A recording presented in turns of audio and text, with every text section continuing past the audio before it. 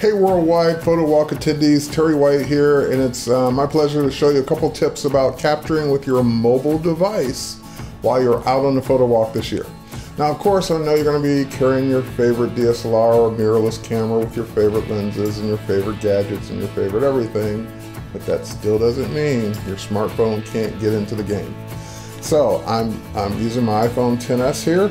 And one of the things that I want to show you real quick is I've gone ahead, let me get out of it, I've launched Lightroom CC, which you can download for free, even if you're not a Creative Cloud member. But if you are a Creative Cloud member, it gets better.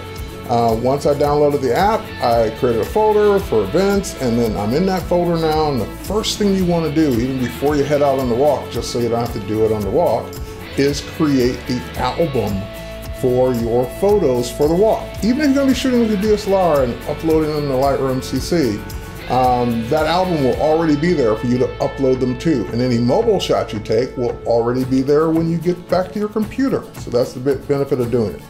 So I'm going to go ahead and just tap the plus sign here in the upper right hand corner, create a new album. I'm going to call this one Worldwide Photowalk 2018.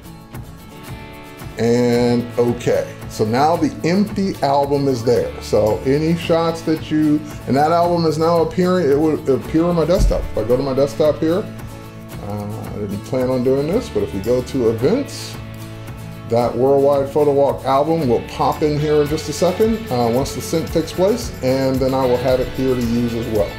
Now, while we're waiting for that, or while we're actually not waiting for that, let's go ahead and talk about and there it is, it just popped in. And let's go ahead and talk about the Worldwide Photowalk album that I just created. If you go into that album first and then bring up the Adobe camera down in the bottom right hand corner, that will allow you to shoot directly to that album.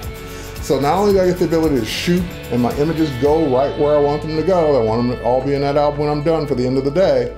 Let's talk about some benefits of the camera itself. First and foremost, if your device supports it, you have the ability to shoot in JPEG, or more importantly, RAW. All your devices will shoot in JPEG. But if you have one of the newer devices, iOS or Android, you can shoot in RAW as well. So I'm shooting in DNG whenever I'm using this camera, because when I'm using this camera, it must be important.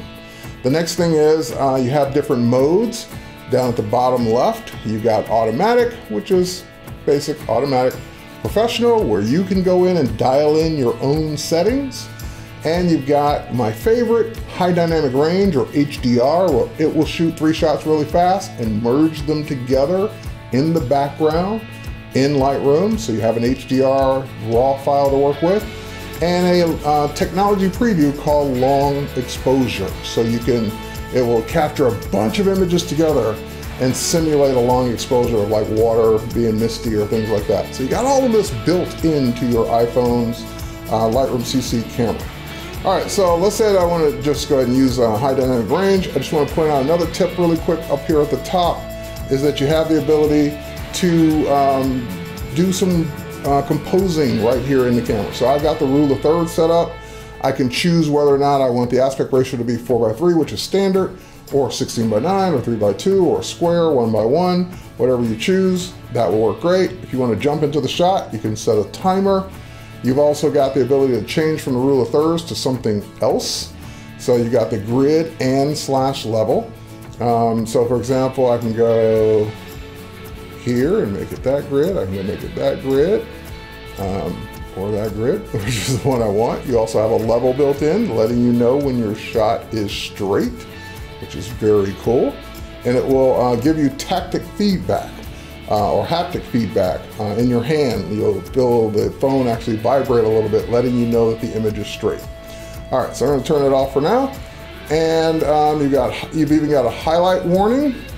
That may not work in HDR, but that's what that little cone is.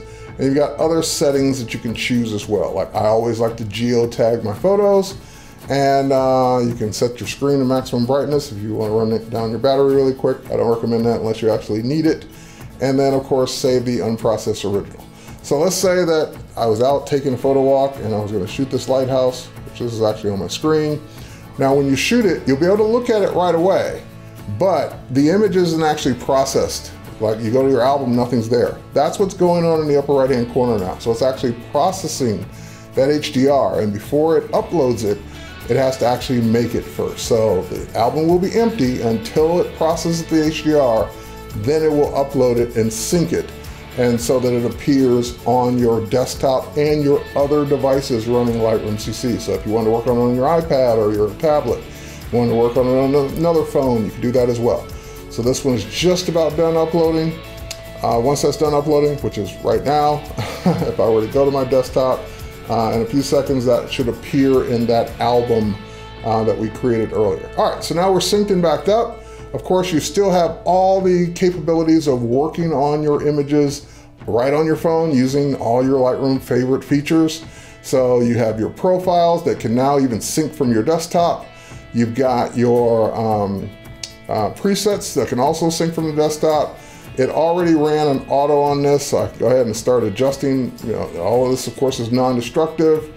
And what else? We've got the ability, of course, to use the great dehaze in the effects, kind of make those colors pop a little bit more. You've got geometry, you've got optics for lens correction, which it usually does by default, but I'll do it myself.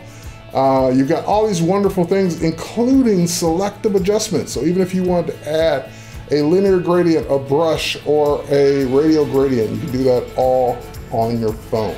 And everything you do here syncs back to the desktop. So as soon as I'm done editing and I jump out of it, any metadata changes that I made have already synced. If I go back to my desktop now, that new image is there, and the metadata changes will come over for it in just a second. But that's just how easy it is to work with your Lightroom camera on your phone or on your tablet. Happy photo walk, and we will see you later. Bye, everybody.